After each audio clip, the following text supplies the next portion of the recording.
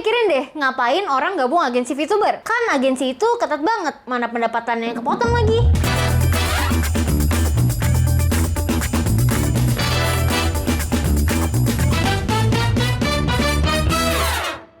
Ibu, kali ini aku mau ngomongin VTuber indie dan VTuber company. Maksudnya VTuber agensi. Apa sih bedanya? Kan sama-sama VTuber juga. Satunya sendiri, satunya ditemenin karyawan. Oh, jelas beda banget. VTuber indie pun sebenarnya bisa punya karyawan juga. Terus batasannya apa sampai mereka bisa dibilang indie? Kalian aja deh yang diskusi di komentar.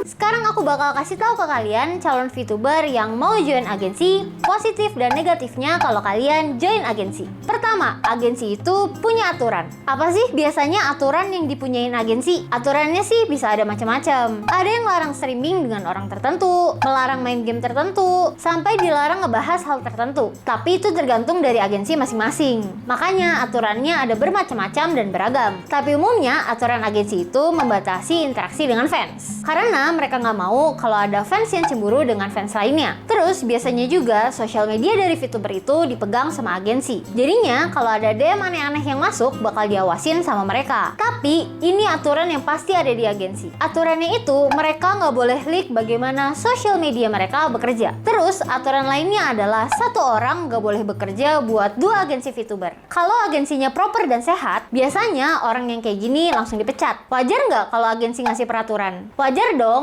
Mau nggak mau, talent itu adalah aset agensi. Dan mereka harus melindungi perusahaan mereka dan juga talent mereka dari bahaya. Kesannya sih kayak, wah kok nggak dibebasin sih? Melarang hak asasi manusia? Ya kenapa kerja sama agensi dari awal? Positifnya apa? Biasanya, VTuber dengan agensi yang baik bakal jauh dari drama. Karena mereka melindungi talent mereka dan memberi nasihat untuk talent mereka untuk nggak membahas hal tertentu. Kedua, agensi itu membantu. Apa sih maksudnya membantu? Agensi itu biasanya dan sebisa mungkin akan membantu VTuber mereka atau talent mereka. Bukan sebisa mungkin sih, tapi harus membantu talentnya. Kayak misal nyariin artis buat gambar atau model mereka, nyariin tukang buat MV, sampai ke menghubungkan talent dengan brand. Bahkan harusnya agensi itu menyediakan editor untuk mengedit konten dari VTuber itu sendiri. Entah ngedit VOD atau ngedit video panjang atau video pendek untuk YouTube Short. Karena sebagai talent, VTuber itu bekerja untuk menghibur penontonnya dan mempersiapkan konten. Jadi urusan marketing dan yang lainnya diurusin sama orang lain. Itu kalau agensinya baik dan bagus ya. Kalau agensinya masih kecil mungkin gak bisa menyediakan bantuan kayak gitu. Tapi setidaknya mereka akan bantu. Bahkan biasanya mereka akan membantu talent mereka untuk ngurusin teknis konten saat mereka live stream. Jadi bagus dong, kan dibantu. Weh, jangan salah sangka, bantuan mereka itu juga ada harganya. Harganya adalah potongan dari pendapatan kalian saat live stream.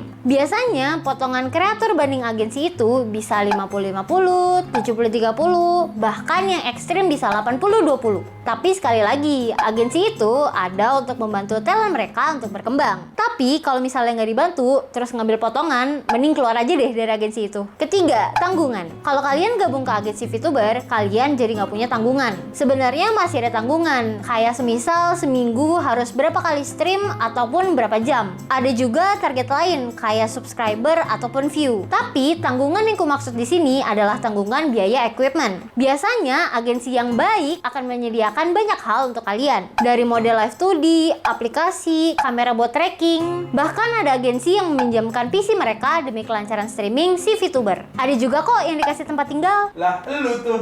Lah gue tuh. Baik kan? Bener baik kok. Tapi selain kalian harus bayar dari potongan persenan pendapatan kalian, kalian juga membayar dengan waktu kalian dan juga sanity kalian. Berarti maksudnya waktu jadi VTuber lu gila ya? Enggak.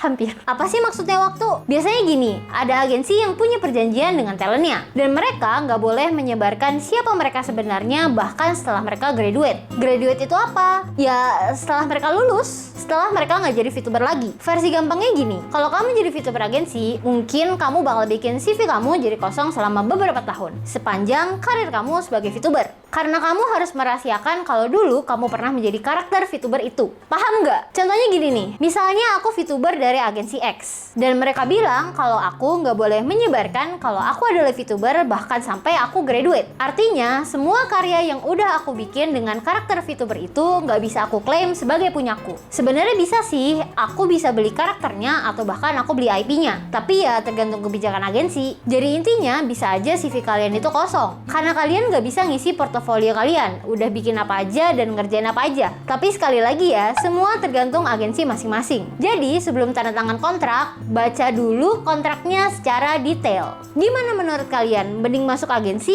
atau indie? Kalau aku sih mending indie, supaya aku tetap waras dan aku anaknya rebel. Tapi ingat ya, seperti yang aku bilang, gak semua agensi itu sama. Agensi punya kebijakannya masing-masing. Sekian Wibolo kali ini, aku Ocha, stay clean and sound.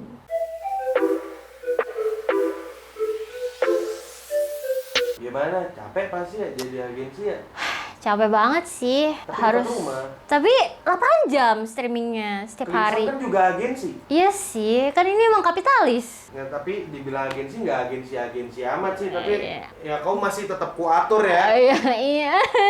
Tolong aku. Kau nggak boleh ngomong Aku diatur. kau nggak boleh ngomong kasar ya.